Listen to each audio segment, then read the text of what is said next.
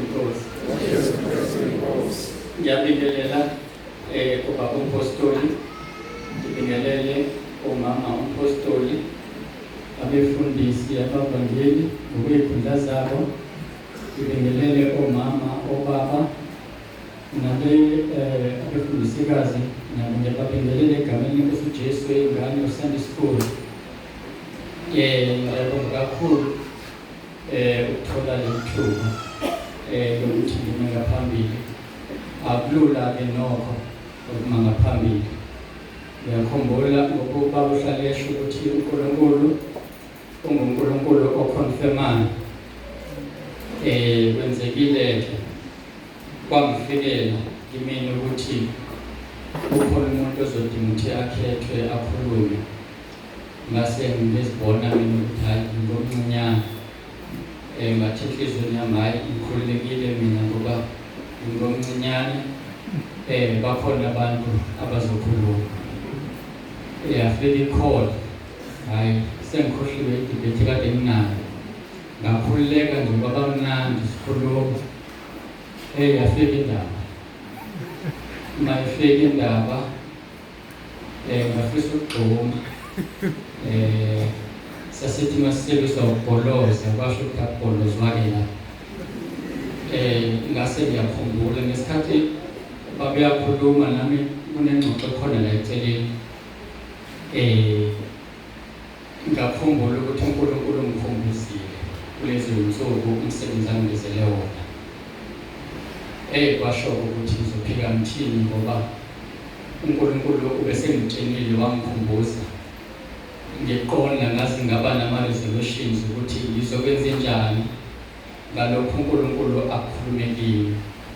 Wayekhulumile kudala eminyakeni eminingi edlule kimi, wagcizelela futhi kuzo lezo zinsuku. Ngase ngibona ukuthi-ke angithobe. Ngiyambonga uNkulunkulu ukuthi uyaziconfirm izinto zakhe. Ngiyakhumbula nangesikhathi siza la endleleni singabazi ukuthi sihamba ngayiphi indlela ngoba indlela yaseweneni iyona esiyazi imfushane endleleni kade sihamba. Ngafonela abanye abazalwane ukuthi ngiconfirm ukuthi ngoba baney'nhlelo kwesinye isikhathi ukuthi ihamba kanjani indlela yaseweneni. Hhayi, abazalwane abangaphendula bobabili, ngabazama kabili lutho. Kwase kuya kumina ukuthi uNkulunkulu uyakhuluma, ubezongitshela uma kunenkinga endleleni yaseweneni. Ngiyamkhumbula ngolunye usuku engitshela ngilele ephushini, wangitshela inkinga ekhona. Wathi umkhwe wami ngakusasa engithinta ukuthi kunenkinga eweneni. Ngase nginqumile ukuthi angihambe eweneni ngoba uNkulunkulu usengitshenile. Ngizama ukugcizelela leli-ke lokuthi uNkulunkulu uyaziconfirma izinto zakhe. Kwesinye isikhathi uzithola usunesibindi ngoba wazi ukusebenza kukaNkulunkulu nokukhuluma kukaNkulunkulu, ngoba bengiqonda ukuthi uma kuwukuthi kwenzeka utho noma kunenkinga ngizobona kusho ukuthi nginenkinga noNkulunkulu, kunenkinga ekhona phakathi kwami. Kodwa ngokwazi kwami uNkulunkulu ubezongitshela uma kunenkinga. Njengalokho-ke ekhonfemile kimina ubaba engakakhulumi, kodwa-ke ngazama ukuthi ngichithe lokho engqondweni yami. Ngizocela ukuthi siqhubeke naye u-Isaiah 53. Sizofunda uverse 1 noverse 2. Mase ngiqeda ukufunda ngizocela ubaba umfundisi uSithole asikhulekele. Sisaqhubeka nesihloko sokuthi yayingenasimo nabuhle ukuba siyibuke. Kodwa-ke ngizothi ukuthi kancane kuleyo ndaba. Kulikhonile ukukhuluma ngesihloko, ubaba usekhulumile ngaso lesi sihloko.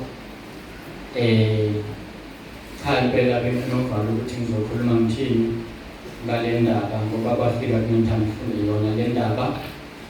Ngiyakhumbula ngaze ngaphupha ngazi ukuthi ubaba umfaka ishethi lakhe, ngabona likhulu kimi. Manje bangathi liyoshaya phansi emaqakaleni. Angazi noma bekuyimicabango yami nginovalo ukuze ngiphuke lokho, kodwa kwenzekile-ke lokho. Kufundeka kanjena-ke ngubani owakholwa ngesikuzwileyo? Ingalo kaJehova yambulelwa bani na? Ngokuba yakhula njengehlumela phambi kwakhe, nanjengempande emhlabathini owomileyo. Yayingenasimo nabuhle ukuba siyibuke, yayingabukeki ukuba siyifune. Ngicela ubaba sikhulekele Pastor.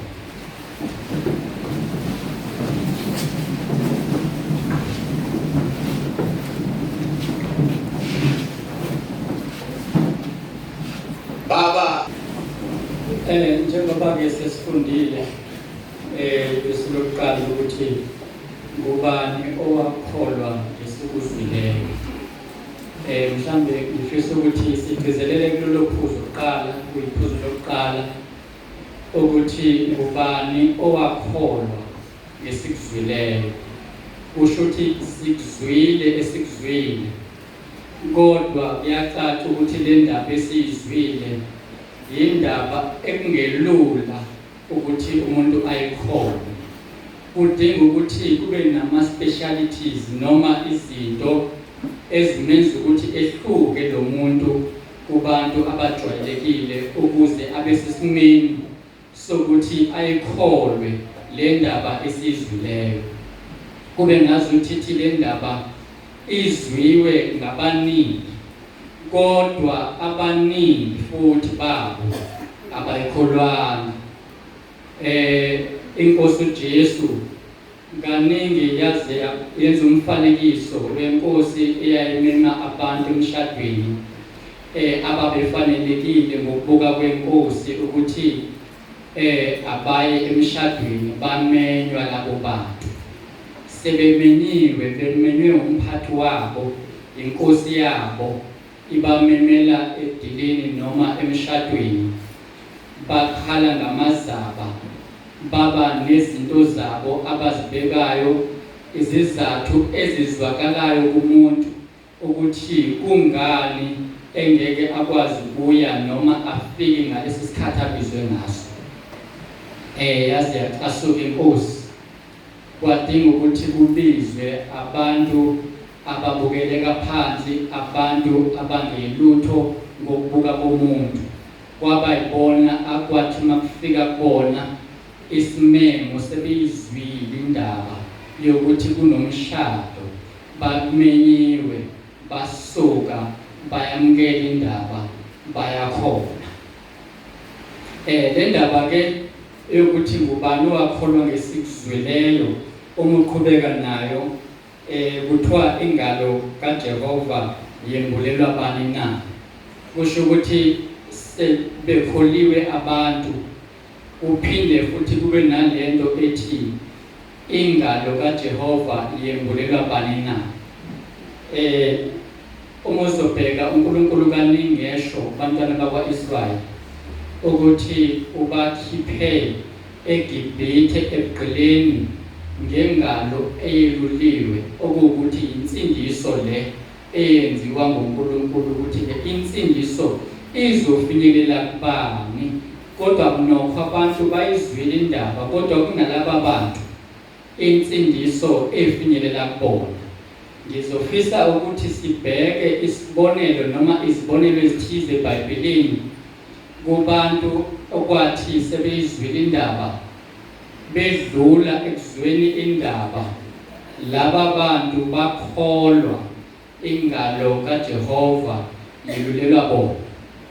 Ngifisa ukuthi sibheke owesifazane waseSamariya, owaseKhenani lapha encwadini kaMateyu 15 verse 21. Sizoyithi nje kancane ukuyibuka le ndaba yokuthi kwenzeke kanjani ukuthi yena lo mama athi seyizwile indaba aphinde akholwe yiyo, bese ingalo kaJehova yelulelwa yena. Lapha verse 25 kuthiwa uJesu ephuma lapho wamuka waya emaphandleni aseThire naseSidoni. Verse 22, bheka kwavela emikhawulweni yakhona owesifazane waseKhanana wakhala wathi, ngihawukele Nkosi, ndodana kaDavide, indodakazi yami ikhwelwe kabi idimoni. Kepha akaphendulanga ngazwi. Base besondela kuye abafundi bakhe bamncenga bathi, "Mukise ngokuba uyakhala emva kwethu." Kodwa waphendula wathi, "Angithunyelwanga kwabanye, kuphela ezimvini ezilahlekileyo zendlu yakwa-Israyeli." Kepha wayeseza wakhuleka kuye wathi, "Nkosi, ngisize." 26. Waphendula wathi, "Akukuhle ukuthatha isinkwa sabantwana usiphonse ezinjeni." Yena wathi, "Yebo Nkosi, kepha nezinja zidla imvuthuluka ewa etafuleni labamninizo." Khona uJesu waphendula wathi kuye, "Oh mame, kukhulu ukukholwa kwakho, makube kuwe njengokuthanda kwakho." Indodakazi yakhe yasinda kusukela kuleso sikhathi. La sithola ingalo kaJehova yelulelwa umuntu obizwe ngenja. Umuntu wesifazane waseKhenani uthe ma kufika uJesu ngasendaweni yangakubo, lelo thuba alithola ngaleso sikhathi walibambisisa. Wenza isiqiniseko sokuthi inkosi njengoba isifikile ayisuki la ngingatholanga ngidingayo. Yalibambisisa ithuba lwesifazane wathi, "Nkosi, indodakazi yami ikhwelwe ngamadimoni."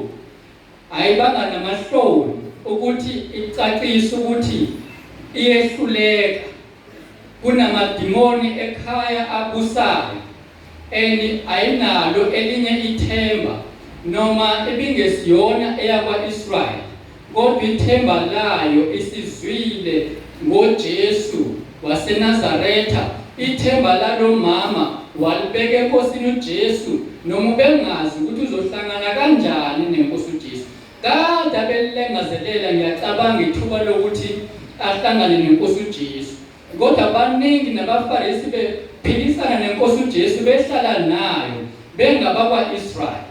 Kukhona abantu abangaphakathi abalahlekelwa ngumbuso kaNkulunkulu, uNkulunkulu ebengaphakathi kubona, bese kuthi abezizwe abangaphandle befisa ukuthola ithuba, mase betholile balibambisisa. Lo mama uthe bayitshela ukuthi no, isinkwa sabantwana lesi akusona isinkwa sezinja, kodwa izimvu ezilahlekileyo zakwa-Israyeli. Number 1, ubengesiyena wakwa-Israyeli, okuwukuthi ungaphandle.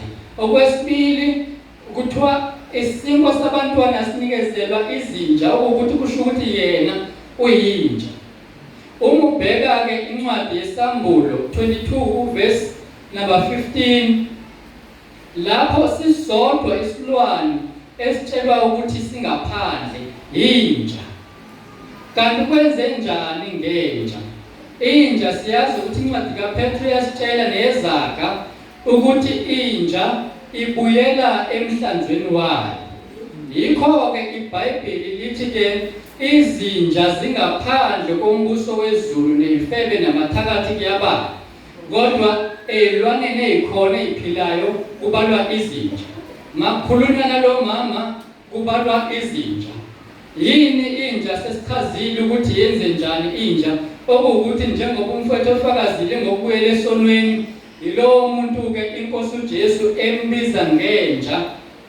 Okufanele lowo muntu inkosi uJesu ayincengisise, asondele kuyena ukuthi mangaba kuwukuthi usenalo ithuba impela agijime ayokhala enkosini uJesu, hleze nayo ingamamkela, ngoba sithola inkosi uJesu ithi makwenzeke kuwe njengokukholwa kwakho. Ngamanye amazwi yamkela lesi sinkwa esingesezimvu zakwa-Israyeli ezilahlekileyo, samkele noma ngabe uyinja. Ngamanye amazwi kusho ukuthi ukukholwa kwalo mama nokuncenga kwalo mama nokuguqa kwakhe khuleka enkosini kwamenza lo mama ukuthi akangabe esaba yinja ngoba uma beqhubeka nobunja bakhe ubengeke athole lesi sinkwa sabantwana. Esinye ke leso seyibonelo zabantu abafumene umusa kuNkulunkulu abakholwa ngabakuzwileyo njengesifebe saseJerikho sakholwa ngamandla kaNkulunkulu sakholwa ngesikuzwileyo sathola insindiso. Uma ubheka incwadi kaMateyu uzothola ukuthi leso sifebe leso sibalwa ozalweni lwenkosi yethu Jesu Kristu. Ngani na? Ngoba lesi sifebe sakholwa ngesikuzwile kwase bakhona esikwenzayo. Kukhona abakholiwe ngesikuzwile kodwa abangenza lutho. Labo ke ingalo kaJehova ayilulelwanga kubona, balahlekelwa insindiso noma ngabe sifikile ngoba bathe sebezwile abathathanga izinyathelo ezithile. Isibonelo sesibili somuntu othole insindiso kuNkulunkulu ebe ngokubuntu engayifanelwe naye engowezizwe, sithola umthenwa, umuntu waseTopiya, isikhulu sikaKhandake lapha kuZenzo 8 verse 26 kuya 40. Noma singasafundanga kodwa siyayazi indaba, noma abaningi ngikholwa ukuthi bayayazi. Lo muntu usuka eTopiya kukude kabi uma ubheka imap uya kwa-Israel. And ubengasukanga nje waya kwa-Israel kuphela, uthola ukuthi iBhayibheli ubeya eJerusalem. EJerusalem ubeyokwenzani lo mthenwa? Ubeyokhuleka. Lisitshela kanjalo iBhayibheli. Ngesikhathi efikile eyokhuleka, uPhilip ubhizi uyashumayela, abantu bayasizakala, bayalalela izwi likaNkulunkulu. Lapho eseqedile ukukhuleka eJerusalem, esethi ubuyele ekhaya, ubhizi ufunda sona lesisahluko esifunde kusona uIsaiah 53. Uyayifunda le ndaba esekhulekile, nokho akayiqondi. uNkulunkulu useyamthatha uPhilip, uthi yeka lo msebenzi owenzayo njengamanje, hamba uye lapha ehlane. Akazi uPhilip ukuthi uyokwenzani ehlane, akatshele ukuthi makahambe nje ehlane. Mayifike ehlane, nanzi indoda ibhizi ihlezi enqoleni yakhe, iyafunda iBhayibheli, ifunda incwadi kaNkulunkulu. Abantu ke labo abayokwambulelwa ingalo kaJehova, abayifundayo incwadi kaNkulunkulu, abalifundayo izwi likaNkulunkulu ngoba liphefumulelwe nguNkulunkulu. Ngesikhathi ufunda leli izwi eliphefumulelwe nguye, kusho ukuthi liyaphila. Ngoba no-Adamu wadalwa ngobumba, esadaliwe akubangakho ukuphila kwaze kwaba ukuthi uphefumula uNkulunkulu. Izwi likaNkulunkulu linguye uqobo lwakhe. Mayiliphefumulele usudla kulo mphefumulo, usudla inyama yenkosi uJesu. Sikuzwile lokho eyinsukwini kukhulunywa ngabo.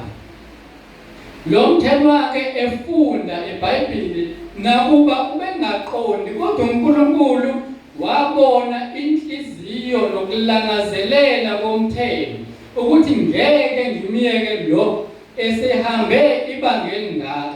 Angazi-ke kukhona abantu abahluleka ngisho ukukhuleka nje, bengenzanga namsebenzi ekutheni umuntu sekufanele ayolala, wathi umuntu ngikhathele ahambe nje afika lale kube mnandi, bese-ke namadimoni kube mnandi kuwona azenzelele. Ngoba vele lo muntu akalangazelele uNkulunkulu, akalambele uNkulunkulu. Elithi iBhayibheli babusisiwe abalambele bomele ukulunga, bomele izwi likaNkulunkulu. Babusisiwe abampofu emoyeni. Mabempofu kusho ukuthi bomile, bafuna lokhu kudla abadinga ngoba bampofu bomile.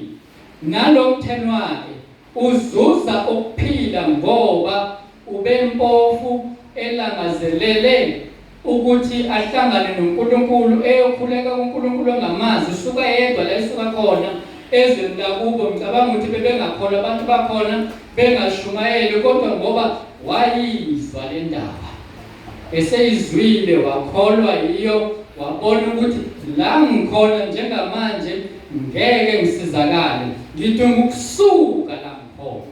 Nawe mntwana kaNkulunkulu nami uma sisendaweni engenaNkulunkulu noma esisusa uNkulunkulu okuyisono sidinga ukusuka kuleyo ndawo ukuze sifumane insindiso evela kuNkulunkulu. Uma sisazoqhubeka sihlale sithi siyabekezela le nsindiso ngeke siyithole noma ngabe kuthiwa siyizwile. Ngiyacabanga ukuthi lo mthelo akusiyena yedwa owayezwile eseTopiya ngendaba kaNkulunkulu ngendaba yevangeli kodwa wasuka yedwa. Mase efunda indaba uNkulunkulu wathi kuFilipi sondela kuye. Mayesondela kuyena uyambuza uthi uyaqonda yini lokhu okufundayo na? Uthi yena ngokuzithoba okukhulu ngingaqonda kanjani kungekho ongifundisayo na? Ngathi mangaba ngizogcotshwa ngaba novalo ngathi umfundisi kahle kahle nguMoya oNgcwele. Uyena okwazi ukuchaza izwi, uyena ongumfundisi elithi iBhayibheli uzosifundisa konke. Ngakho wonke umuntu ongumfundisi kuyaphoqa ukuthi makabe noMoya oNgcwele ngoba umuntu kahle kahle othunywe nguNkulunkulu ukuthi akatshele abantwana bakaNkulunkulu inhliziyo kaNkulunkulu. Yikho-ke ngaba nalokho ngaba novalo ngathi ulikhuluma lo msebenzi kodwa udinga ukuthi umuntu ahlale eyixwalisisa ngoba kumele ahambise imessage kaNkulunkulu. Kungenjalo uzofika uSathane umuntu ayithole ngazi ukuthi uhambisa imessage kaNkulunkulu kanti sinoSathane phakathi. Yaqala ke abanoSathane ke kuyonakala. Hayi umthelo ke seyithobile. Ekuyithobeni kwakhe wayechaza indaba uFilipi wamshumayeza njengoPawulu naye ephendula uNkulunkulu wadinga ukuthi abe nomuntu amfundisayo oyaziyo indlela kaNkulunkulu.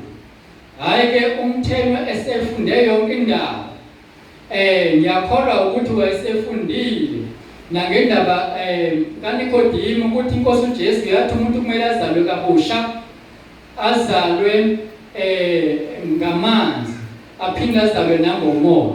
Thema ibona amanzi umthelo wathi mnanga amanzi wawakhomba wathi kwalana ukuba ngingene emanzini na. Ngobani usewabonile amanzi usetsheliwe ngawo ngosuku lokuqala ephenduka wangena emanzini ngoba vele kwasekuqaleni belangazelele uNkulunkulu wazi inceku yakhe wayiyekisa umsebenzi kade wenza yaya kulomthelo. Mayiseqedile sekuphelile ngomthelo esebhabhadisiwe esejabula ebuyela kwelakubo uNkulunkulu waphinde wamthatha uFilipi wambuyisela lapha kade kufanele uFilipi abe khona enze umsebenzi kaNkulunkulu. Wamenza uNkulunkulu ukuthi uFilipi ahambe ngendlela emangalisayo. Wanyamalala uFilipi emahlweni omthelo. Umthelo seyitholile into ebeze ngayo ngenxa yokuthi ubezwile. Angazi ke noma wena uzwile yini ekuzweni kwakho, wenze njani ngokuzwa kwakho. Noma usazohlala lapho ukhona ibe insindiso ingekho. Mhlawumbe umthelo wathi mayefike eTopiya wafika wayekhuluma indaba washumayeza mhlawumbe abantu. Ngiyacabanga ngoba kunendaba kunencwadi kaJesha nezinye incwadi ekuthiwa zitholakale eTopiya ebese ilahlekile isilahlekile imbala. Angazi ukuthi kuyiqiniso kangakanani lokho nokuthi yayibe leyo mbhalo yayifike naye yini lo mthelo angazi. Kodwa umthelo sikwaziyo ukuthi wayethola insindiso wabhajadiswa wazalwa kabusha. Okunye noma omunye noma abanye babantu abafumana insindiso bebe futhi bengabantwana bakaNkulunkulu engathi bebengeke bayithola insindiso ngaphandle kokuthi bayithobe. Ngicela sibheke nje kafushane lapha kuLuka 24, sibheke lapha siqale sibheke uverse 15 no 16 no 17 bese sizogquma. Kuthiwa kwathi besakhuluma bebuzana uJesu uqobo wasondela wahambisana nabo. Fakazela izwi lakhe ke la inkosi uJesu ukuthi abantu uma bebabili bebathathu behlangene ngegama lakhe uyakuba lapho bekhona. Labazalwane bebekhuluma ngegama lenkosi yethu uJesu ngokufa kwakhe. Inkosi uJesu ke yasondela yahamba nabo. Kepha amehlo abo abebambekile ukuba bangamazi. Wathi kubo, izindaba zini lezi enikhuluma ngazo munye nihamba na? Base bema benyukumele. Labazalwane bayahamba bakhuluma ngenkosi uJesu. Esihamba nabo amehlo abo afiphele, ababona ukuthi bahamba nenkosi uJesu, ngoba khona abantu abathi sebefikile endaweni eright bahluleke bangaboni ukuthi sesifikile endaweni enenkosi uJesu. Manje kumele ishintshe indlela zethu ngoba kukhona inkosi uJesu. Uma sibheka uverse 25 no 30, uthi uverse 25 wayesethi kubo, onina eningaqondiyo nenilibele enhlizweni ukukholwa yikho konke akushiyo abakushilo abaprofeti. La umubheka ngegama lesilungu uthi foolish people, okuwukuthi uthi ziwula, njengaloko wesifazane ekuthiwa yinja. Nakulaba bantu ke inkosi uJesu ibabiza ngeziwula ngoba bengakholwa. Yini inkosi uJesu ibabize ngeziwula ngenxa ukungakholwa kwabo na? Ngoba umuntu ulungisiswa ngokukholwa. uAbrahama walungisiswa ngokukholwa. Kusho ukuthi ngamanye amazwi umuntu uma engakholwa akalungisiswa lowo muntu.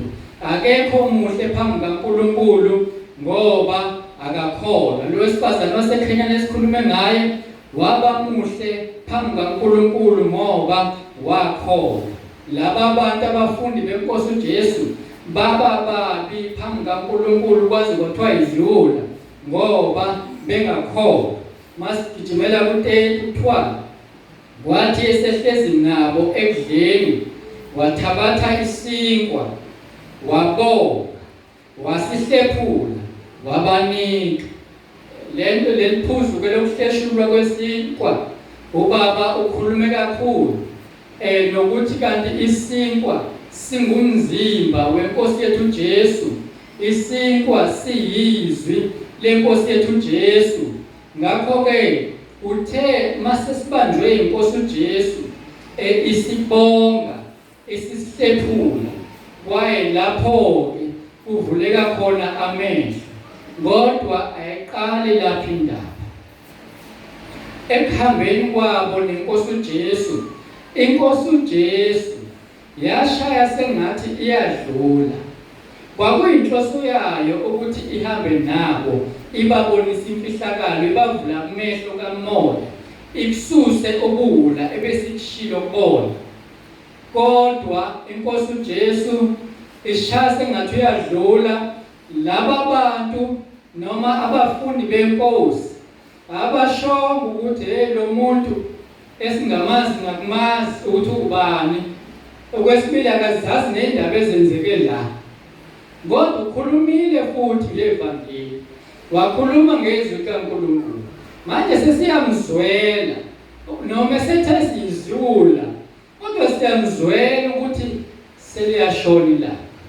Le ndlela ehambayo seyihamba yedwa, kungenzeka sihlangane nezigcolegcole endleleni. Ngcono sizama ukuthi angene nathi ngoba bebalekele noma bebona ukuthi seliyashona la. Akusaphephile ukuthi umuntu ahambe yedwa. Baba nozwelo nomuntu abangamazi.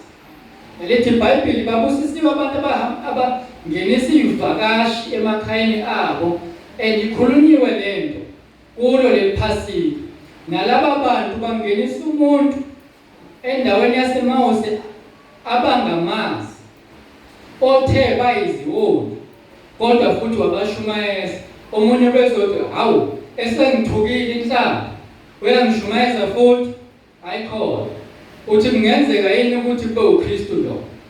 Kodwa ngoba bebeke bahamba naye futhi bebemlandela, ngiyakholwa ukuthi bebesazi ukuthi akuphindiswa okubi ngokubi. Bathi ngenxa yalokho noma sesikhulume kabi sizomcela ukuthi ahlale nathi, ngoba ushilo wathi nizwile kwathiwa izinyo ngezinyo iso ngeso, kodwa ngithi kini thandani izitha zenu. Bamthanda umuntu abangamazi kanti abazi ukuthi sebehamba nenkosi uJesu. Mhlawumbe nalo muntu welomdelelayo umbukela phansi, awazi noma inkosi uJesu isazosebenzisa yena yini. Awazi ukuthi inkosi uJesu ihleleni ngalo muntu wena umbona engelutho, njengalokhu nje wena uzibona ungcono kunaye. Sizoqhubeka lapha ku verse 2, sizwe ukuthi yakhula njengehlumela phambi kwakhe. Angiphathi ilokhuza la ivesi lokho kuthiwa yakhula njengehlumela phambi kwakhe, na njengempande emhlabathini owomileyo. Ngizothanda ukugxila kakhulu endabeni yomhlabathi owomileyo, ukuthi yakhula njengempande emhlabathini owomileyo. Nalapho uma ubheka kuMateyu 13 noma singazufunda khona, inkosi uJesu ikhulumile ngembewu. Inkosi uJesu kuJohane 1 siyathola ukuthi ingulizi, izwi layo ngokwencwadi kaPetru yokuqala liyimbewu engabuniwe.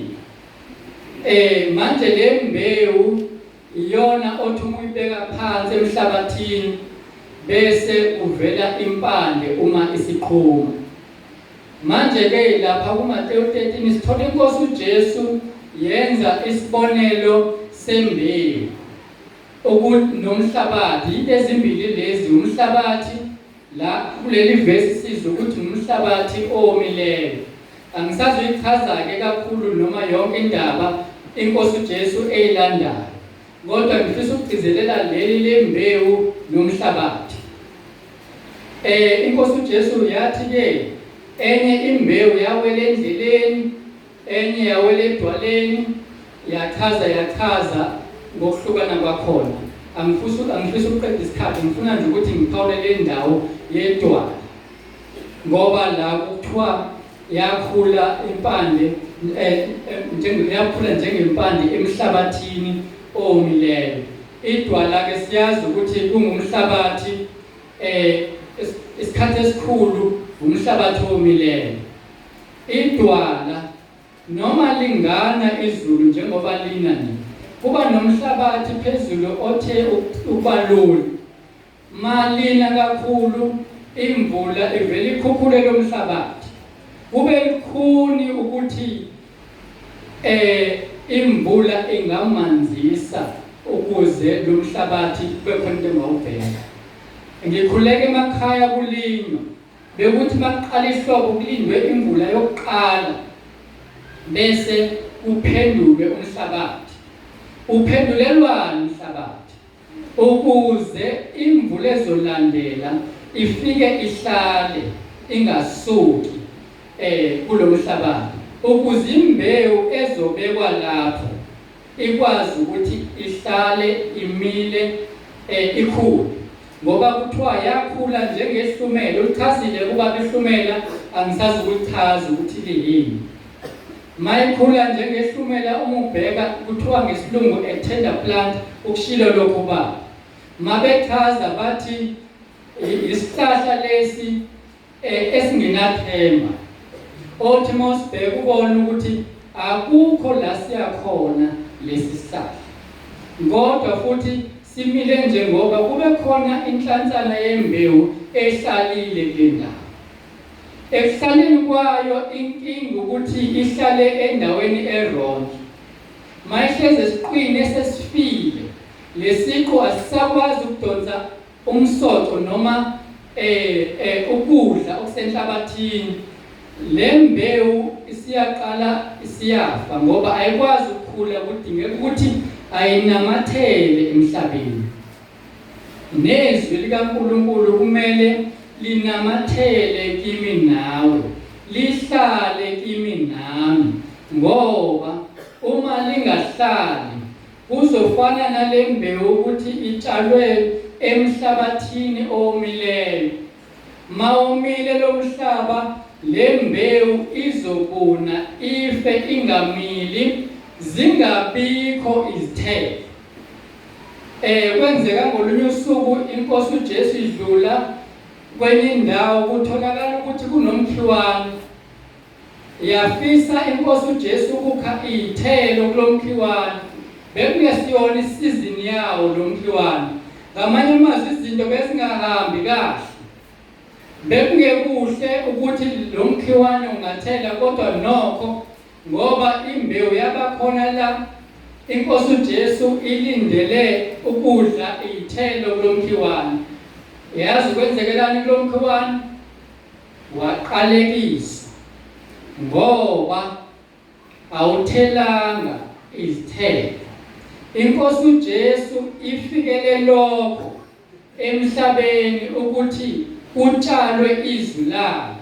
Njengoba ngingakhuluma ngokuphendula komhlaba, iqale ngokuthumela uJohane umbhapathizi ukuthi azothambisa inhliziyo zabantwana nawoyise, ukuze ithi ifike inkosi uJesu nezwi layo sekuthandisiwe lo mhlabathi usuphenduliwe, ukuze le mbewu ezotshalwa inkosi uJesu ifike umhlabathi ongumanga. Kubalulekile ukuthi lona lo mzalwane awumanzise umhlabathi ngezwi likaNkulunkulu ukuze likwazi ukuhlala, ngoba inkosi uJesu mayifika tholakala ukuthi lo mhlabathi womile. Noma ngaba ibithanda inkosi uJesu ukuthi ayimile le mbewu, ikwambulele imfihlakalo yayo, kodwa imfihlakalo yayo isezwini, imfihlakalo yayo futhi ikumoya ongcwele, ngoba uyena umoya ongcwele osikhumbuza esitshelwe inkosi uJesu. Kuphinde kube uyena futhi osifundisa konke. Ngamanye amazwi siyamdinga lo Jesu, kodwa ngaphandle kokuthi ulifundizwe kaNkulunkulu uzokhunjuzwa ini. Okuwukuthi le mbewu izofa, ibulawa ukuthi akuvunguzwa umhlabathi. Umuntu akazivunguzi umhlabathi ngokuthi avume izono zakhe, adedele inkosi uJesu ukuthi ingene, ngoba sizwile ukuthi inkosi iyafisa ukungena kumuntu. Ngoka-Isaya 59 verse 1 no 2 ukuthi indlebe yakhe ayinzima ukubengezwa, nengalo yakhe ayifinyeziwe, noma isandla sakhe asifinyeziwe ukuba singesingisa. Kodwa ububi bethu obusahlukanisa naye uNkulunkulu. Ngamanye amazwi sivunguza umhlabathi wethu ngokuthi sivume izono, bese leli dwala liqhekezeke. Le mvula mayisifika noma le mbewu mayisifika, ifike ikwazi ukuthola indawo, igxile, bese kuvele izithelo. Inkosi uJesu yashona phansi komhlaba, yangcwatshwa njengembewu eshona ngaphansi komhlaba ukuthi ingcwatshwe ukuze iveze izithelo. Yavuka inkosi, ivukela ukuthi mina nawe masivuke ekufeni, ngoba uNkulunkulu wathi ku-Adamu, mhlazane udla kulowo muthi uyakufa nokufa. Inkosi uJesu yafika sifile. Mayifika sifile yadinga ukuthi ingene ekufeni yosilanda ekufeni. Yikho-ke yafa. Kwakumele ukuthi kuchitheke igazi layo ngoba iBhayibheli isitshela ukuthi ukuphila kusegazini. Yikho-ke kumele sihlanze ingubo zethu egazini lenkosi yethu uJesu Kristu ukuze sifumane ukuphila kusuka leli gazi lika-Adamu esizalwe ngalo bese kungene igazi lenkosi yethu uJesu Kristu elingumoya oyingcwele. Ngaphandle kokumoya oyingcwele njengoba sizwile abantwana bakaNkulunkulu besho akukho ukuphila okuphakade ngokuphila kusegazini. Ngamanye amazwi ukuphila naphakade kwasezulwini kusegazini lenkosi yethu uJesu Kristu kumoya oyingcwele. uNkulunkulu noma inkosi uJesu yakucacisa lokho kuNikodimo ukuthi umuntu kumelwe ukuthi azalwe ngamanzi ahlanjululwe azalwe ngezwi likaNkulunkulu. Inkosi uJesu uthi senihlanjululiwe ngezwi engilikhulume kini ngoba izwi engilikhulume kini lingumoya. Lo moya-ke okumele ukuthi nawo sizalwe ngawo ukuze siphile. Ngaphandle kokuthi sizalwe ngalo moya sifile sizidumbu ngoba ukuphila kwenyama yonke kusegazini nokwethu ukuphila okungaphakade kusegazini lenkosi yethu uJesu Kristu. Ngiyabonga kakhulu. Ngizocela ubabuZulu asikhulekele kabuZulu.